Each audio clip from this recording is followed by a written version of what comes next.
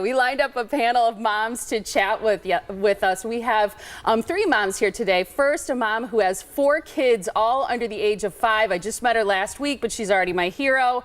Amber Storm writes a blog called Milwaukee by Storm. We also have Raina Johnson. She's a single mom to a precious boy. She's also a freelance writer and works at a coffee shop as well, right? And then we have Liz Paulson. She's an online producer of Metro Parent Magazine and mom to 3 boys. And you know, my typical saying is the only thing that would be harder than 3 boys is probably 3 girls. Yeah. Early on, boys are just a lot of activity, right? The teenage years, that's when I'm kind of thankful that we'll have Exactly. boys. Oh, there's a lot of drama to be had with girls, I tell you. How old are your boys? 4, 3, and 1. 4, 3, and 1. So you have 3 kids, 4 and under. Yes. Yeah, that's busy. Yeah. And how old is your son? My son is 4. He's 4. Okay, and your kids are how old? 4, and then 2-year-old twins. Twins. And then 7 months. Can you imagine having 2-year-old twins and then another baby? Unbelievable. So the amount of collective energy we have with all these moms and collective exhaustion is impressive. Yeah, I think it's really neat too that your kids are all kind of in that same age group, which is really interesting. One of the things that I think about, especially when I think about having 4 kids under the age of 5, is I think about how do you ever find time for yourself? Because there's so much information out there. Every talk show is about moms spending time and giving themselves time and permission to do that. Do you take time to do things for yourself? How realistic is it? Because you all work too. We were talking about this just a little while ago, and we were having a hard time coming up with an answer because a lot of us, it's just snippets here and snippets there. After the kids go to bed, I think it's a collective sigh, Right, you know? right. So it's a struggle, it really is. Yeah, the reality of it Yes. is to do it on a regular basis or something consistent that you can count on is probably difficult. I think for me, actually, it's nothing that I'm like doing differently. Like I don't go get a pedicure because it's just not feasible for me to have time. For me, it's how I frame my mental state of mind. Yes. Taking care of myself and being kind to myself, and when I stopped sort of judging myself and comparing myself to other moms and just being okay with what I'm doing and trying to make the best of it is when that's how my self-care.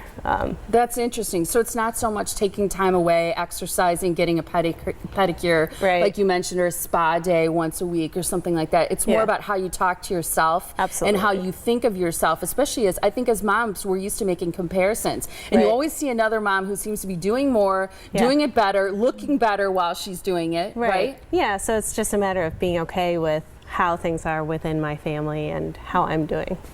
I think we are very, very critical of ourselves, and I think it's really important that we take some time to, how do I say it, put our brain on a mental screensaver to just, when the kids go to sleep, we just shut down a little bit, maybe watch a movie, maybe sit and read a book, maybe have a cup of coffee, staring out the window, whatever it is it takes to kind of relax. And I'm hearing from you that it's hard to find the time to do it, but really important to do so.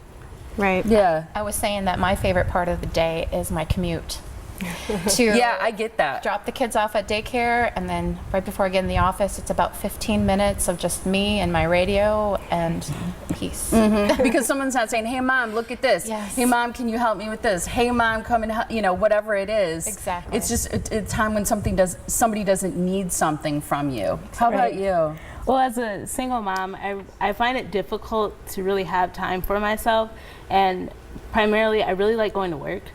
I find that to be extremely welcoming. I work at Starbucks, so it's a lot of fun. I see a lot of different people every day, and even though they need things from me, it's not the same thing as my 4-year-old needing whatever he needs as far as cartoons or anything like that. Well, it's interesting you bring up the being a single mom, because I think a lot of people are in touch with that. Some people have husbands who just travel a lot, so they feel like a single parent sometimes, but you're truly a single parent. Do you ever ask for help from either friends or do you have family living close by? But then when you get time, do you take it for yourself? Yes, definitely. I have a whole team of people that really support Elijah and myself in our whole entire parenting journey. I have fantastic sitters, and Elijah's grandparents are phenomenal people, and I really do have a lot of friends that really kind of understand my struggle and understand when I need to take time for myself. And I try to take it on a regular basis, where if I just hang out with my best friend and we just go get coffee for 2 hours, or if I'm up at 2 o'clock in the morning writing a blog or an article for work, I really find it important to take care of myself so I can be a better mom to Elijah. Yeah, I think taking time for ourselves does make us a better mom.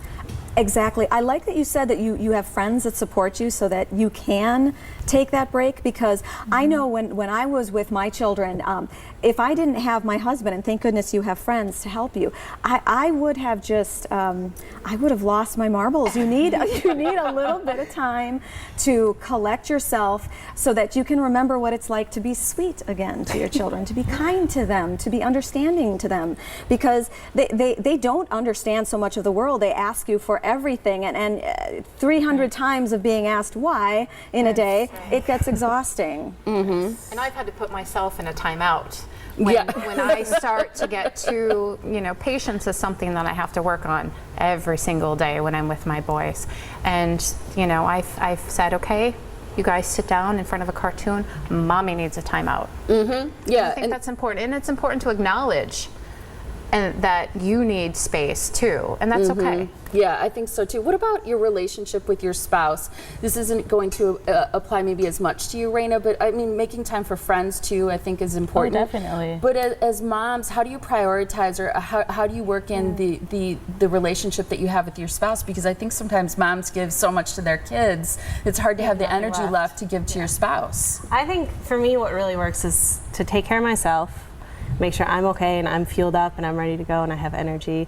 And then to prioritize my husband after that, because if we don't have a united front, we're not going to be able to parent our children very well.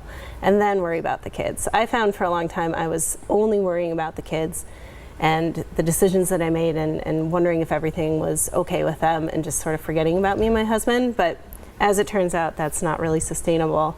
I think for me, I have to make sure, okay, am I doing okay? Is this going to benefit me? Okay, we're good to go, and then I can kind of go down the line and connect with them. Yeah. How about you? Well, we have a unique situation in that my husband and I actually work in the same building. Okay. So what we do is we have lunch together. Every day?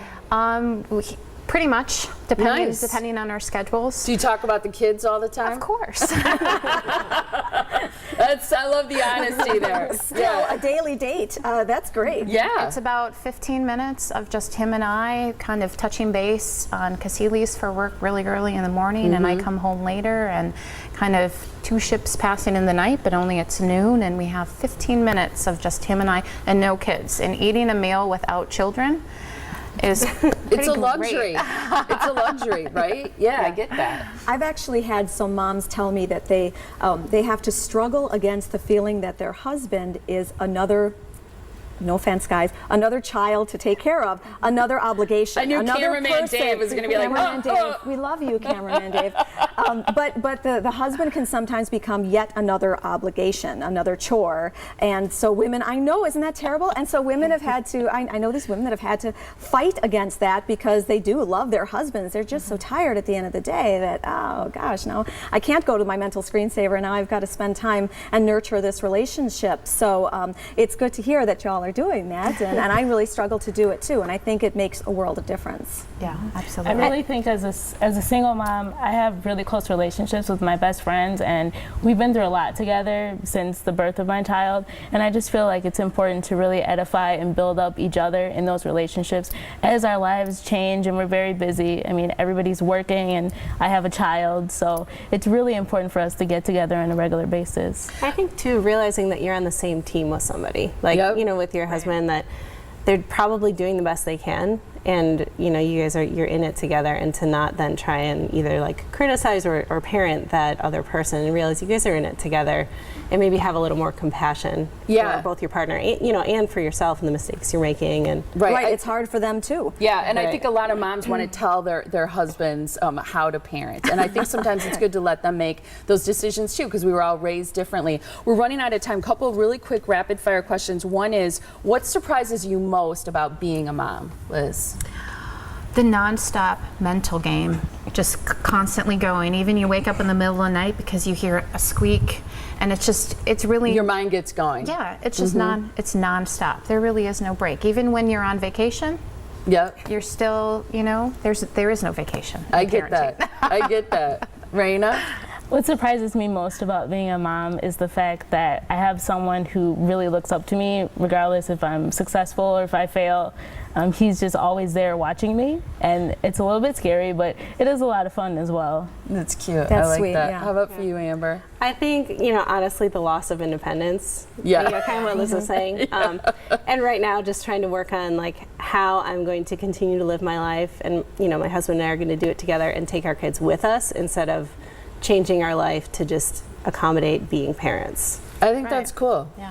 I think that's a really great note to end on too. Love having you guys here. Metro Parent is a great resource, especially now getting into summer. If you want to take kids on an adventure, which I know Amber does all the time, you can read blogs and articles that you have there, and a lot of great resources and tips for parents. Great to have you guys here. Thanks so much. Thank you so much. And metroparentmagazine.com Yes. is where people can go. So Absolutely.